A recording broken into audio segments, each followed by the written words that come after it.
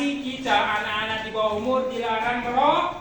Tim terpadu di Kabupaten Aceh Tengah melakukan penegakan Kanun Kabupaten Aceh Tengah nomor 10 tahun 2013 tentang kawasan tanpa rokok dan batas rokok. Kepala Satuan Polisi Pamong Praja dan Wilayatul Hisba Kabupaten Aceh Tengah, Aryansyah, kepada RRI menyampaikan tim terpadu terdiri dari unsur polisi militer, TNI Polri, Dinas Kesehatan, Inspektorat, dan sejumlah instansi terkait lainnya. Sasaran razia mulai dari dinas di pemerintahan, lembaga pendidikan, tempat ibadah hingga fasilitas umum.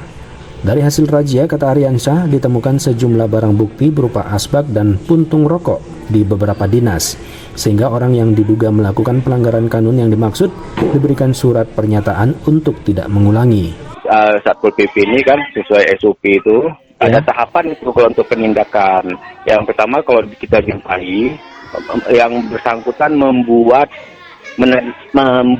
surat pernyataan menyesal tidak akan mengulangi lagi.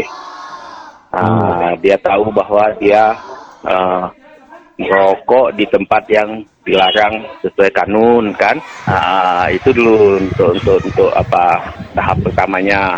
Ditambahkan Aryansyah, untuk tahun ini sudah dilakukan penegakan setelah pada tahun sebelumnya dilakukan kegiatan sosialisasi. Sementara itu, Kepala Bidang Ketentraman dan Ketertiban Masyarakat Satuan Polisi Pamong Praja dan Wilayatul Hisba Kabupaten Aceh Tengah, Ihsan, menyampaikan kegiatan razia dilaksanakan sejak hari Selasa. Pada hari Rabu masih berlanjut ke lembaga pendidikan hingga pada akhirnya nanti menyasar ke taman kota dan fasilitas umum. Sapiran, RRI Takengon melaporkan.